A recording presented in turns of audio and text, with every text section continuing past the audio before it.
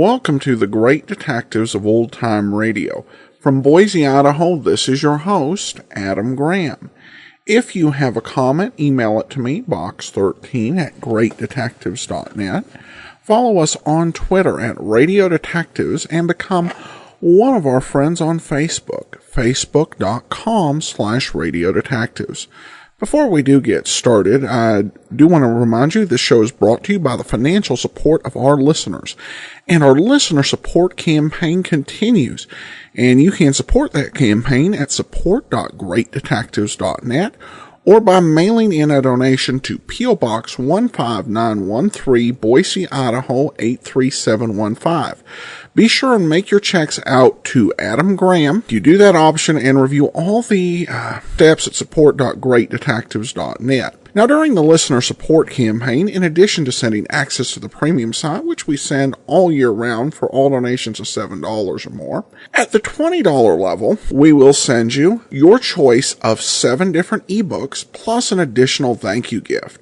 Among the additional thank you gifts we do have, at the $20 level, we can send you a great colonial radio theater story. Among the great audio dramas they have, we have Zorro and the Pirate Raiders, a great swashbuckling adventure. We also have the follow-up story, Zorro Rides Again. And at the $100 level, we'll send you a History of Harry Nile set. This series, recorded in Seattle by Jim French, takes listeners back to the classic era, the 1940s and 50s. There are 6 different sets that are available with a donation of $100 or more, and a full list of available items are listed at support.greatdetectives.net. The original air date, September the 17th of 1949. And the title, The Baton Sinister. Get this and get it straight. Crime is a sucker's road, and those who travel it wind up in the gutter, the prison, or the grave. There was a gorgeous tapestry found under a tomb, and they were all after it. The worried importer, the man with half a face, the Englishman in an L.A. slum, and the lady wearing a green veil. But before it was over, none of them had it, and 2 of the 4 were dead. From the pen of Raymond Chandler, outstanding author of crime fiction, comes his most famous character in The Adventures of Philip Marlowe.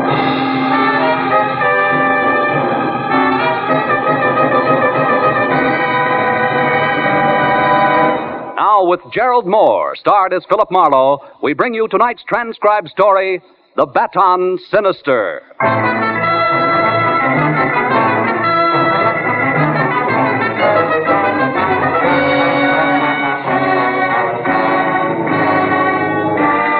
I'd watched the blood-red sun set behind an ugly purple storm out on the ocean, and the weird afterglow that crept into the canyons of the Hollywood Hills made me uneasy. Added emphasis to the disquieting phone call I received at my office from a man named Pollard Schindler, whom I knew was a very capable worldwide broker of bizarre art objects. In words that fell over each other in urgency, he asked me to meet him at my place at once. As I drove to my apartment, I figured the trouble lay ahead, but I didn't realize how close it was until I parked and started out of my car. A bullet smashed the corner of my windshield, and I ducked for cover, then hugged the building and headed for the rear where I was sure I'd seen a gun flash. I was halfway there when the side door flew open and Pollard Schindler himself stopped me. Marlowe! He was white-faced and shaking, his eyes ringed by dark blue circles of fatigue. Marlowe, that shot. Yeah, somebody threw a slug at me, Schindler, from back there. I was afraid of this. We can't talk here, not now. Come, let's get in your car and drive. Hurry. Wait a minute. What's all this about? Who shot at me and why? It must have been that lizard, Myron Loft. Oh? He's followed me all the way from England, Marlowe, because... But I'll tell you all about it when we're safe. Right now, we must get away from here. Okay, but watch yourself. Come on. Well, so far so good. You see that hole in the windshield? It's lucky it's not in my head. Are we being followed? Not yet, anyway. Well, Pollard, last time it was a cloak of Kamehameha and a trip to Honolulu. What is it this time? It's worse. A tapestry, Marlowe, 15th century, and exquisite. Worth $20,000 as a museum piece alone. Hey, that's a lot of money for a chunk of cloth. It's nothing. I'm getting better than $80,000 for it from a man named Arthur Merritt in Seattle. $80,000. Yes, correct. You see, this Merritt claims to be a direct descendant from Edward, 2nd Duke of York, who fell at Agincourt. Really? Yeah. He spent a fortune tracing his genealogy and collecting family treasures, and regards this tapestry as his greatest prize. Oh, it's a gorgeous thing, Marlowe. The pictured Duke on a gold horse, riding to battle beside the king. And such colors. Reds, blues, greens. Breathtaking. I'll bet. But I'm so tired. I don't think I've slept in weeks. For $80,000, you can afford to be tired, Schindler. But how does the guy with the itchy trigger finger fit into all this? Loft, that scum.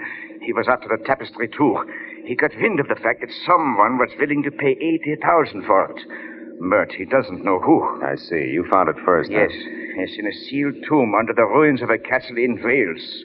Just minutes ahead of Loft. Where's the tapestry now? At this moment, it's in a cheap suitcase checked in a public locker at the Cavenga Boulevard bus depot. Mm-hmm. Now, I want you to pick it up and get it safely to Arthur Merritt. Here's the locker key. A ticket on a plane leaving in 3 hours. And your money. 5 $100 bills. Enough? Enough. Where'll I find Arthur Merritt? 76 West Street, Seattle. He'll be expecting you.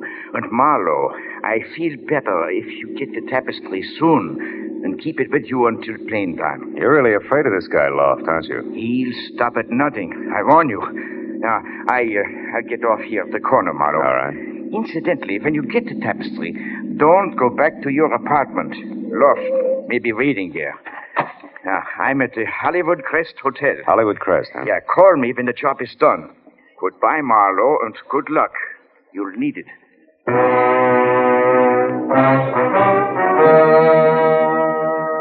The key Schindler left was numbered 410, so I drove to the bus station and went in. A casual walkthrough showed me that locker number 410 was the last on the left. Then I ambled over to the lunch counter, ordered a sandwich and coffee, and sat down to case the rest of the customers. Finally, I spotted him. A dark man in ragged clothes with a profile out of Western Asia who was also watching number 410. The profile glanced around nervously and looked away fast when he caught me watching him. I eased the key to 410 out of my pocket and slipped it under my sandwich. Told the waitress I'd be right back and started toward him. He saw me coming and made for the back exit, broke into a run. When he got to the door, we played follow the leader down the tunnel to the alley behind the bus barn and around a corner. There the game stopped. Because a claw that belonged on a lobster reached out, grabbed me by the shirt front, and pulled me up against 18 inches of curved Damascus steel, sharp enough to shave with. I knew then why he'd shown me only his profile. Half his face was handsome, the other half.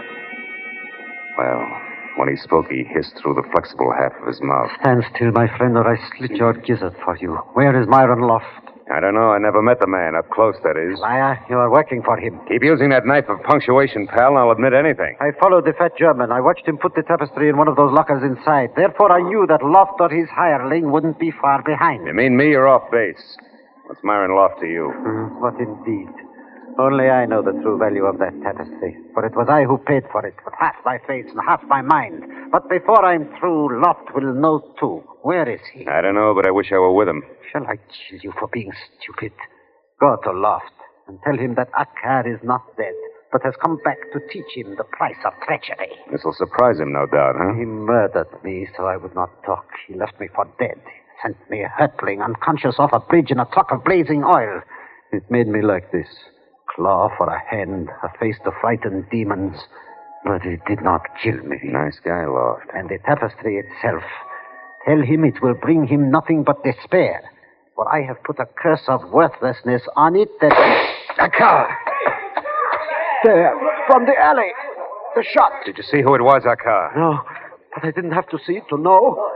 He thinks he has finished it now. But he is wrong. Look for the Baton Sinister. What? Look for what, Akkar? In the Duke's shield, the Baton Sinister. Akkar.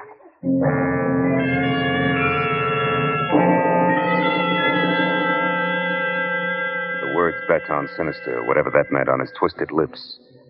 The twisted little man died. I walked back carefully the way I'd come, but life in the bus depot was going on as usual. The waitress gave me a hard eye when I sat down at the lunch counter again, and a mirror over the back bar told me why. I was pasty green from eyes to mouth. The thought that death in an alley still did that to me was strangely gratifying. I got the key from under the sandwich, dropped a buck on the counter, and then went to locker 410 and opened it. Schindler's tattered suitcase was there.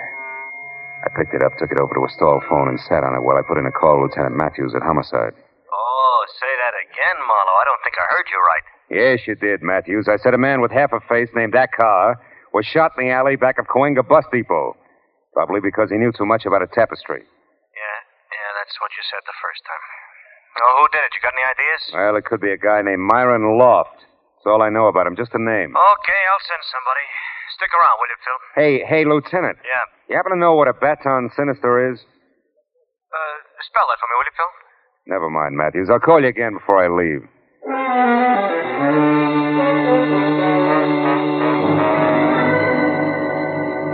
When I left the bus depot, I drove to my office, took the suitcase upstairs, and after I locked myself in, I opened it under the lamp on my desk.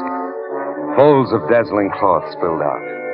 I remembered Schindler saying Duke was riding a gold horse, so I looked for that. Yeah, it was easy to spot.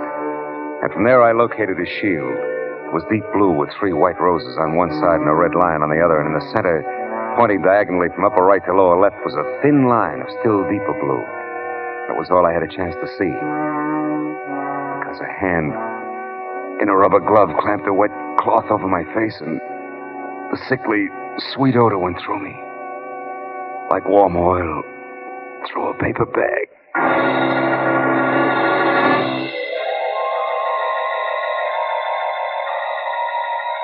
100 years later, I had a strange dream. I saw a pair of high-heeled green suede shoes, and then a woman in a green veil looking at an empty suitcase. It must have been a dream. Because I couldn't move and my eyelids were lead. And when the green veil and green shoes left, everything went black again.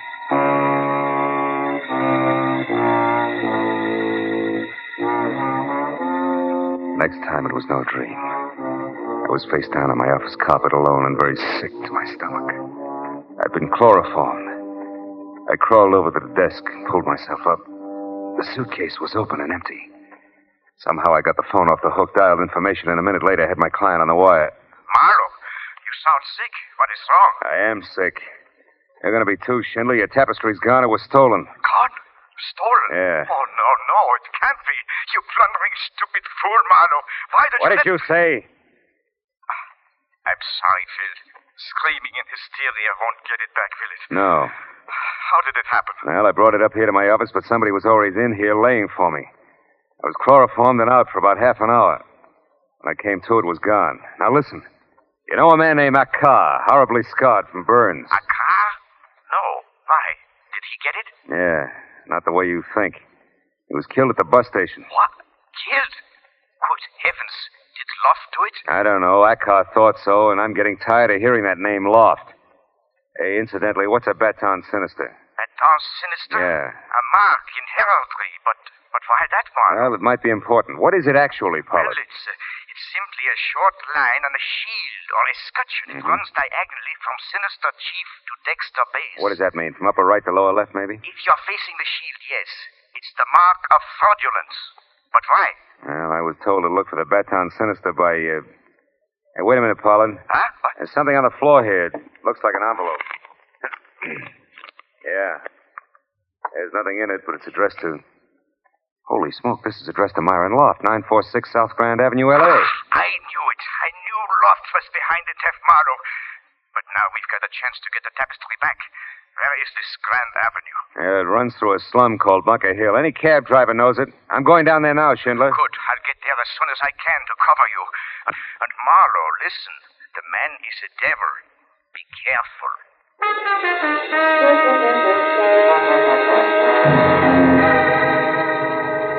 Bunker Hill stuck up above downtown L.A. like a wart on a debutante's hand. The big street that had tunneled under it or bypassed it years ago left it nothing more than a dingy, isolated attic where the city's worn-out cast-offs finally end up to die. And the big hotels that open on the swank street below had all carefully turned their backs on the hill.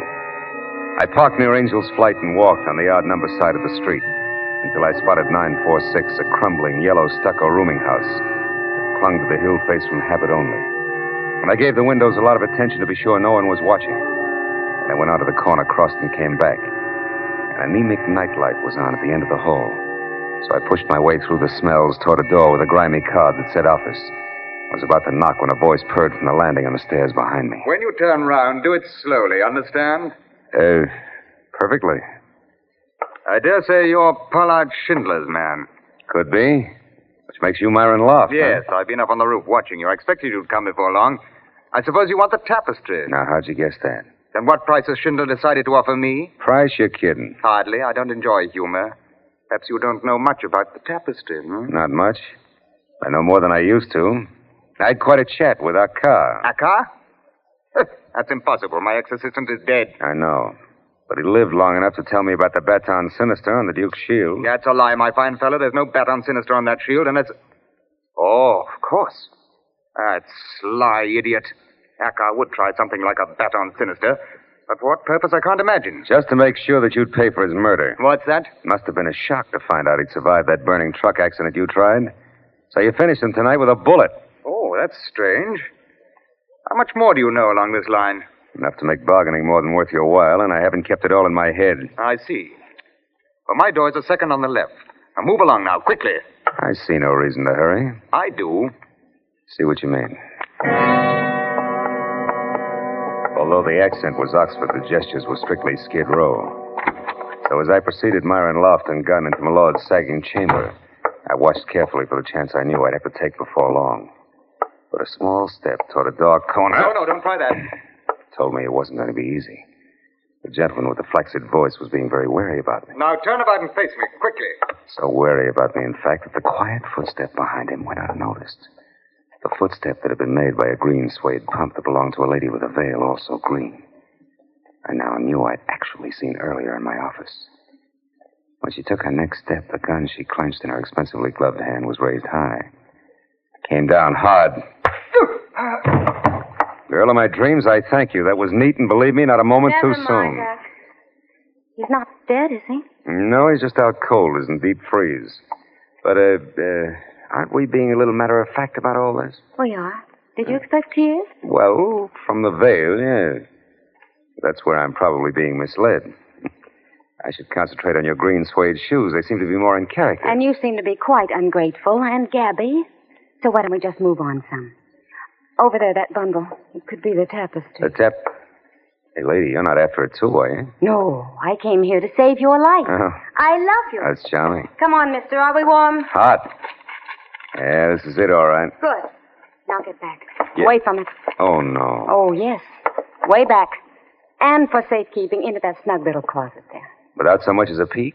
At the veil, I mean. Without so much as another word. Your mouth, I mean. Go on. Inside. It won't hold you for long, but I don't need long anymore.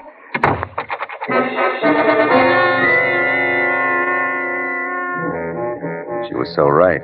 Didn't hold me for long. Because even a misplaced hiccup could jar loose most any given segment of Bunker Hill construction. However, by the time I got to the street, it was lady with veil and bundle tucked underneath her arm climbing into a cab. And only a tail light skidding out of sight around a corner. So I played the only bet left. She departed in a cab. Maybe she'd arrived in one. And maybe that one was still in line at the hack stand across the street at the back of the hotel. At number 4, I connected. Yeah, sure. The doll with the veil. I brought her here. Why? What's it mean to you? Everything. She's my long-lost sister. Where'd you pick her up? I can't remember. Okay. Here's 5. Now try it. Sure. It was the Sunset Gardens Hotel, Villa 12, which is around on the side. But you know what else? No, what else? I'll bet this 5 she ain't really your sister at all. I'll bet she's really your wife. Oh, you're so wrong. She's really Typhoid Mary, Jack. You better fumigate fast, both inside and out. Huh? Goodbye.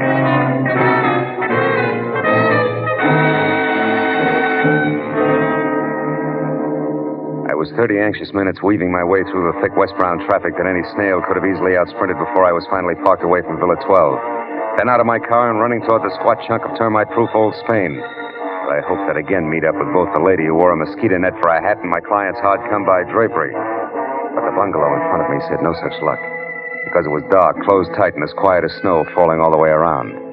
Until I was in the back, where each villa had its own junior picnic grounds, complete with barbecue pit. Then from somewhere behind me, I heard it.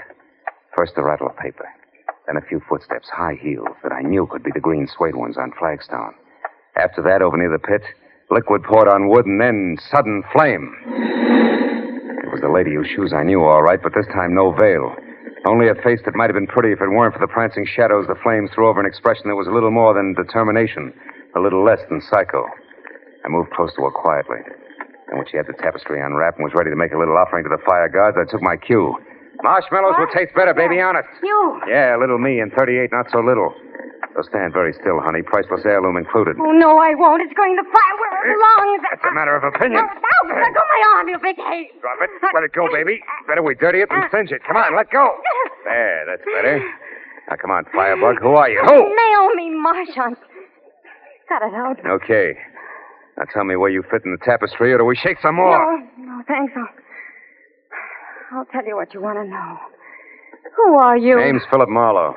Cop? No, a private detective hired to babysit with the tapestry. Let's not change the subject. Okay. Getting there. I'm Arthur Merritt's niece, Anne Solaire. The guy in Seattle who's waiting for me to deliver this item is your uncle? Uh-huh, my uncle, the jerk. Now, wait a minute. Let me get this straight. You steal the tapestry, risk your life, play with guns, and with people who only play for keeps. Also, you can get a chance to burn $80,000 worth of fancy needlework. Listen, my uncle has been throwing away his money on antiques, and all he's got left of $500,000 is $100,000. I don't want 4/5 of that used for this stinking substitute for wallpaper. Anything else? Yeah. How long you been working on this project, this Operation Arson? A week.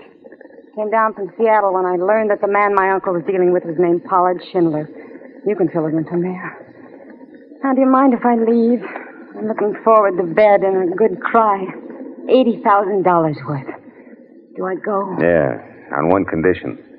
Your gun, baby. It stays.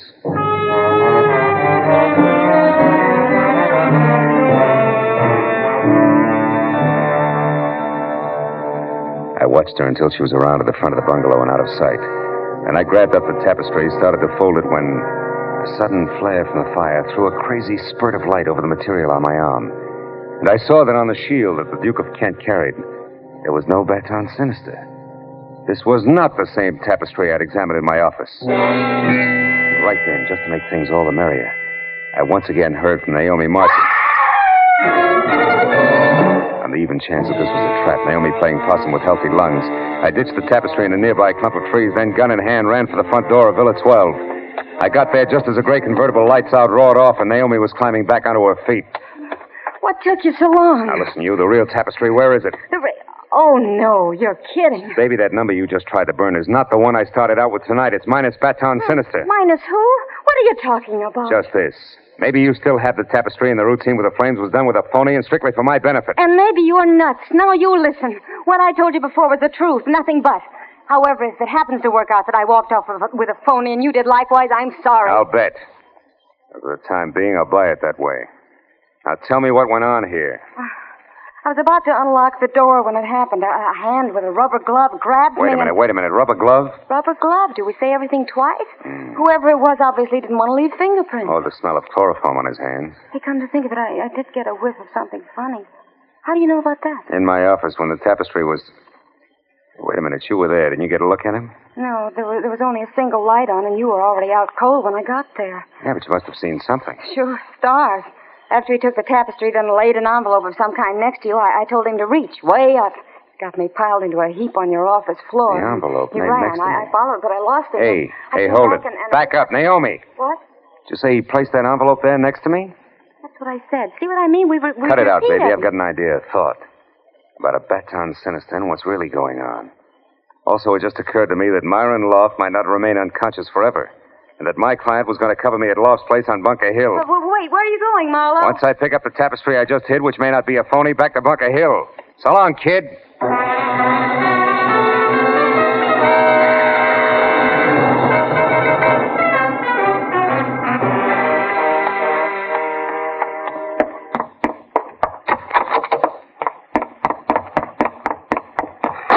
Oh, no.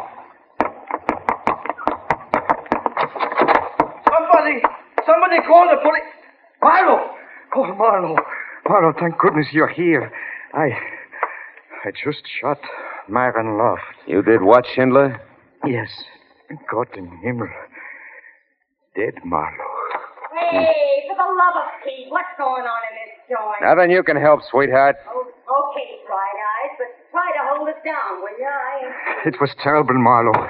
I came to this place after I didn't hear from you and found out which room Loft had. When I went in, he was on the floor, unconscious. So I started to look around for the tapestry. In the meantime, Loft came to, got hold of a gun and rushed you. Is that it? Yes. We struggled, and then the gun went off. Oh, Marlowe, what should we do now? Call the police? Yeah, I'll take care of it. You go back into the room there and don't touch anything and see that nobody else does. All right, Marlowe. But you have the tapestry? Yeah, I got it, Schindler. Safe and sound. Your worries are over.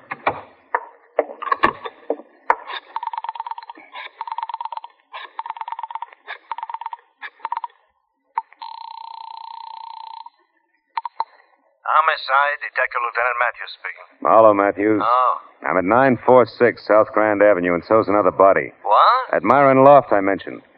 My client, Pollard Schindler, just shot him in self-defense. Which also clears up that death of that car out behind the bus depot, huh? I mean, Loft got him and then tried for your client, but missed. Yeah. Yeah, if you believe my client. Yeah, well, Oh, Marlowe, what are you reaching for? Few very tasty but hard to swallow facts. One, my client's a liar. Two, my client killed both Acker and Myron Loft. And three, I've been set up and used as the neatest chump, patsy, sucker, fall guy. They all fit. He even shot through my windshield for realism. Pollard Schindler never had the real tapestry, Matthews. He had only a phony. He gave it to me to deliver and then swiped it from me. After which he put me on the trail of the real one. Uh-huh. So while swiping it back for him like the good private detective you are, you'd come up with the real one, huh? That's tidy. I'll be right down, Phil. Okay. You told the police what happened, Marlowe? Yeah. I told them, Mr. Schindler. I told them everything. Now there's nothing for us to do but wait. Well,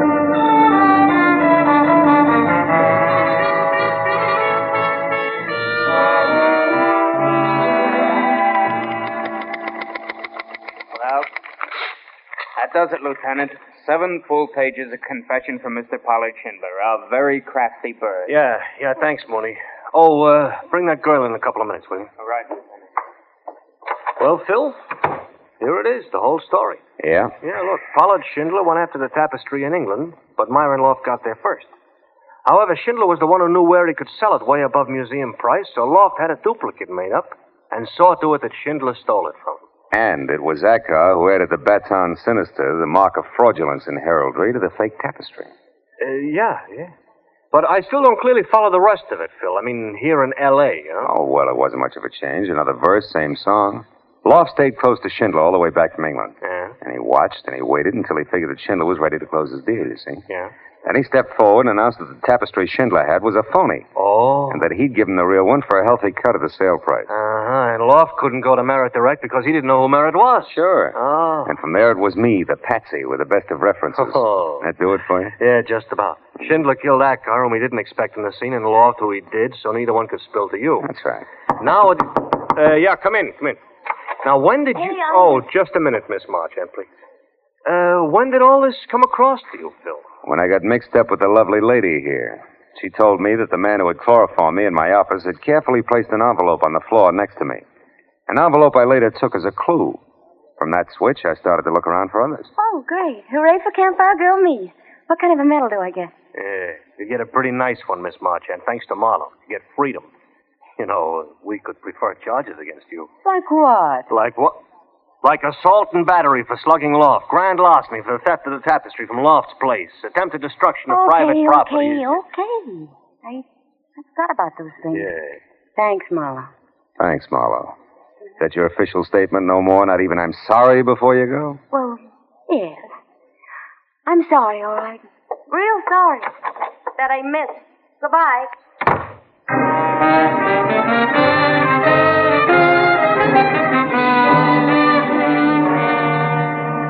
Another hour, and my signature was on another dozen official papers before I was free to leave Matthews, who kept the real tapestry but gave me the one we got back from Pollard Schindler, the one with the Baton Sinister on it as a souvenir. So by the time I got back to my apartment, it was pushing 4 o'clock in the morning, and I was tired. Tired of a night that had been jammed full of crooked people who had taken crooked paths half across the world, chasing a buck. So tired, in fact, that I didn't notice Naomi Marchand leaning across the door opposite mine until she spoke. Marlowe, we could take that tapestry you have there, even if it's a phony one, and fly to Seattle and sell it to Uncle Arthur before he knows anything about what happened here. Marlowe, we could... Marlowe? No. Marlowe. Go away now. There was only one thing to do. Put both hands firm on her shoulders, spin the girl around and across my knees. Don't you thank me! Oh, well. I was too tired for even that.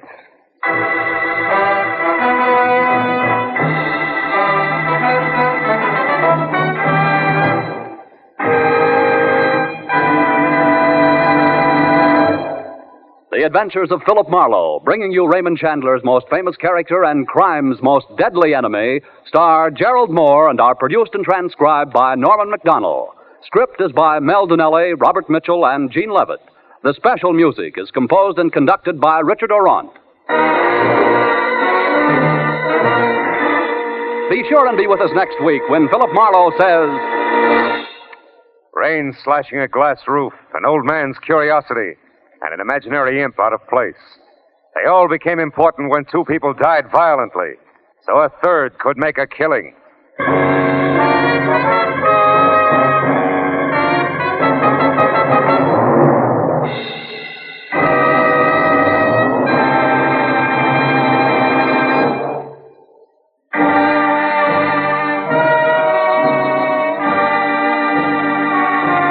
Paul Masterson speaking. This is CBS, the Columbia Broadcasting System.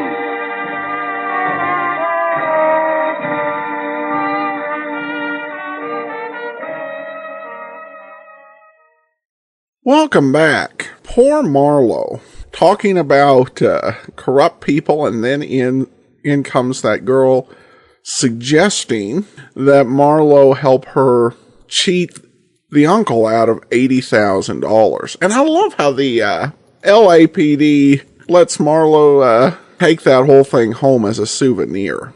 Seriously, I love this episode. There's just so many great classic characters in there. And it was a different conclusion.